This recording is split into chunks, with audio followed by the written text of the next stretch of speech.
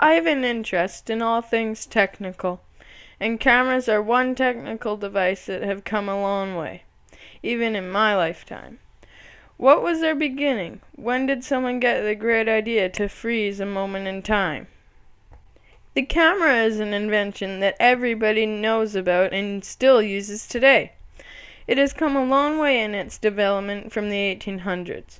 Most of us have a camera that can fit into our pockets, but it didn't start out that way. Let's learn how it came to be and its influence on the world. There is evidence that the idea of a camera began as camera obscura, a dark room, and evolved from there. The idea that an image could be captured in a permanent way didn't occur till the 1800s, when Thomas Wedgwood made the first attempt. Later, in the mid-1820s, another guy, Nicephore Nicepe, tried again and succeeded. But several days of exposure in the camera were required, and the earliest results were very sketchy. Nicepe's co-worker Louis Daguerre went on to develop the daguerreotype process. His developments only took minutes of exposure in the camera and produced clear, finer results. It was commercially introduced in 1839, which became the official birthday of photography. The creation of the word photography came from a guy named Sir John Herschel in 1839. It came from the Greek word phos, meaning light, and graph, meaning drawing and writing, together meaning drawing with light. Thomas Wedgwood, born in 1771, known to many as the first photographer, was the guy who took the image made by a camera obscura and used light-sensitive chemicals to capture silhouette images on paper. Nicephore Nicepe, born in 1765, developed helography, a method he used to create the world's oldest surviving product of a photographic process, a print made from a photo-engraved printing plate in 1825. Louis Daguerre, born in 1787, worked on the light-sensitive properties of silver salts, which had previously been demonstrated by John Herrich Schultz and others. He developed the process, which was eventually named the daguerreotype.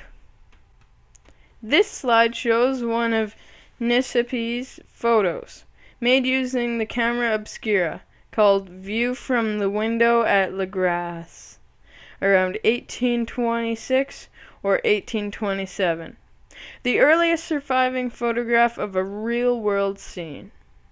1717. Johann Herrich Schultz demonstrates concept of light darkening photographic solution, discovered that photographic solution, silver nitrate and other substances, darkened when exposed to sunlight. 1826 or 1827, the earliest surviving photograph. 1848, first color photographs. 1887, celluloid film introduced. 1888, Kodak releases first easy-to-use camera, and 1888 again, first motion picture on film. Since the exposure time took so long on a camera back then, it wasn't very easy for a subject to hold a pose with their body or their face.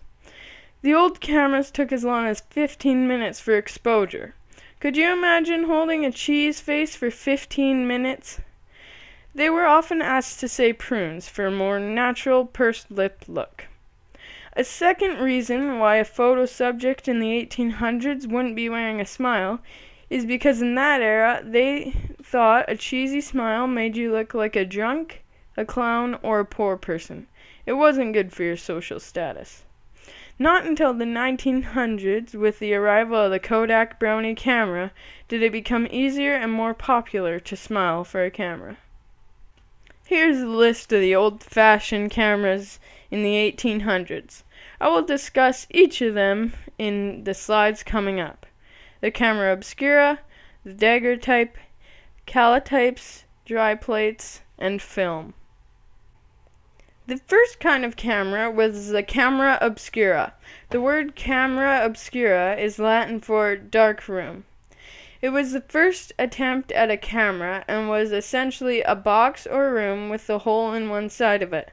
Light passes through the hole and hits a surface inside, where it is copied and turned upside down. The image could be projected onto paper, then traced to make a pretty close copy. Later, using mirrors, it became possible to project the image right side up. A daguerreotype is an image made of a silvered copper plate. It was invented by Louis Jacot Mandy Dargue. It involved many complicated processes to make a photo.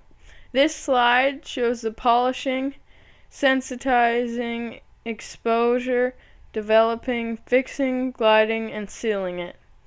It was popular for a good 20 years.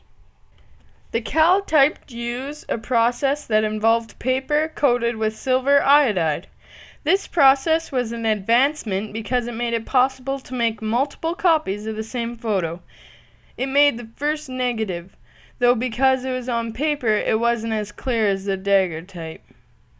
It was developed by a man in 1841 named William Henry Fox Talbot, so it was sometimes called Talbotype, after his name. Dry plates were invented by Dr. Richard L. Maddox in 1871. He improved the photographic plate to be dry rather than wet, by discovering that a glass plate coated with a gelatin emulsion of silver bromide would last and could be stored. Previously, one would have to develop a photo immediately after taking the picture. The first time they used photographic film, which was a flexible rolled film on a cellulose base, was in 1885 and was designed by George Eastman. He was the man who made the Kodak camera, which went to the market in 1888. It was a simple design with limited functions, but it was cheap, and this was what people could afford. Photographers no longer had to carry dry plates and toxic chemicals around. The camera was no longer only for the fancy photographer, but could be taken into the common household.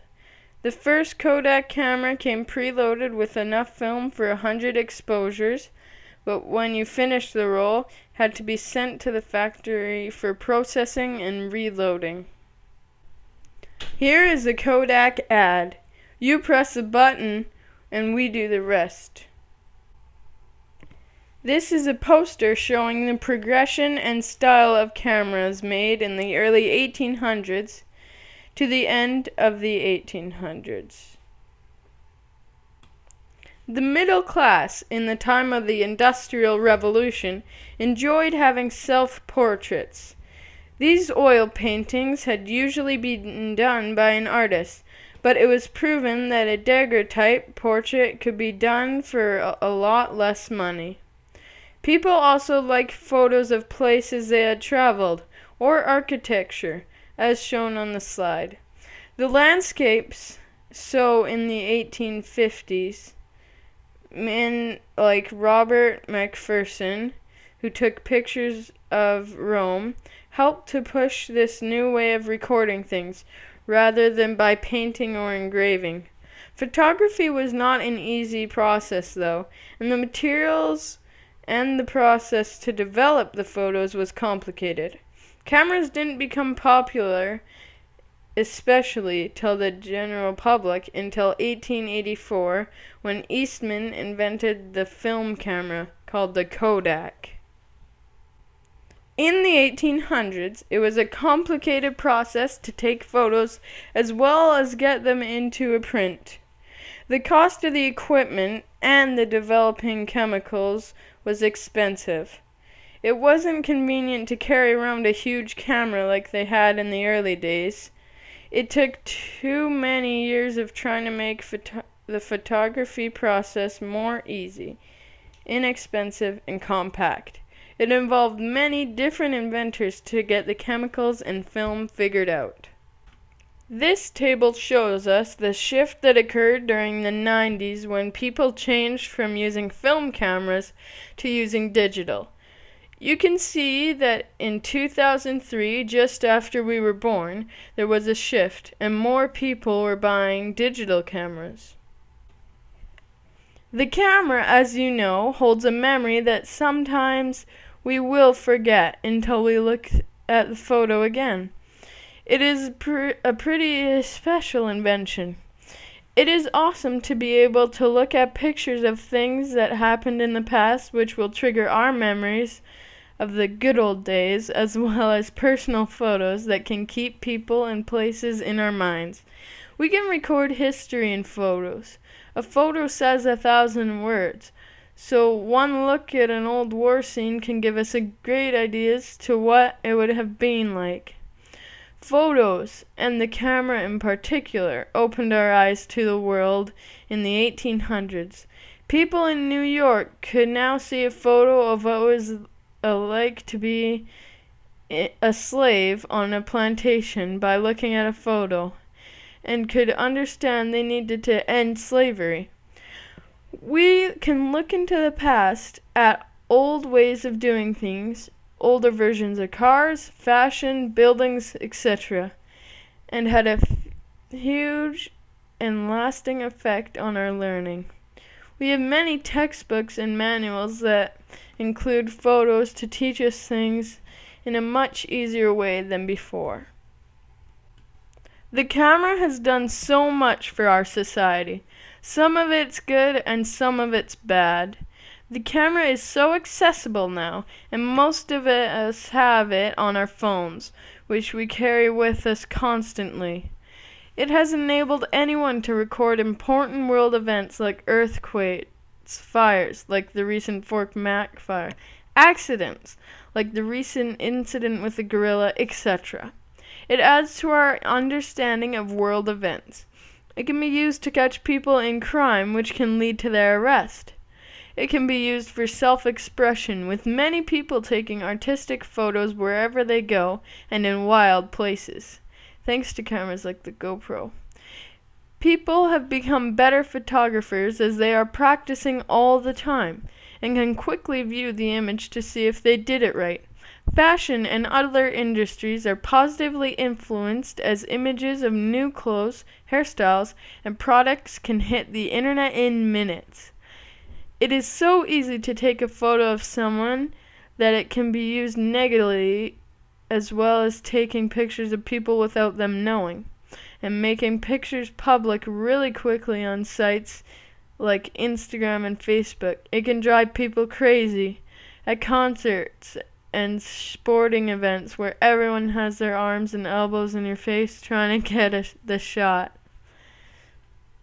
Thanks to the evolution of the camera from film to digital, the environmental effects have been less harmful. Photographers can choose to print only the good photos that they choose to use and don't waste many rolls of film and chemicals. There is only a little electricity needed to run a digital camera, and most run on rechargeable batteries. The environment is affected negatively by the camera due to the materials used to make the camera, the film, the chemicals, and the canisters. Most of the unwanted photos and rolls of film end up at the dump and are not biodegradable. The chemicals used to develop the photos are toxic and can even be dumped in the ocean. Many photographers in the earlier days used up space with rooms for all their processing equipment, lights, and trays. Film camera sales are falling, as most people are buying phones with cameras in them. Digital cameras, and specifically phones with cameras, are selling by the millions. Cameras have come a long way even in the smartphone industry. From 2007, the camera on the iPhone has changed from 2 megapixel camera with no video recording capabilities to 12 megapixel camera with 4K video recording. And also coming up are the expected dual lens cameras, which will increase low light performance due to the 2 different sensors. These cameras are able to take 3D photos, allowing you to blur out different depths of the photos. The main reason to have one of these is that one lens is a wide angle and the other is a 3x zoom, which allows you to zoom in and have less noise in the photo. The camera is a great invention. It has had a lasting impact on the way we can look at our past and learn. It allows us to freeze precious moments in time. It progressed from a giant box to a tiny pocket-sized device.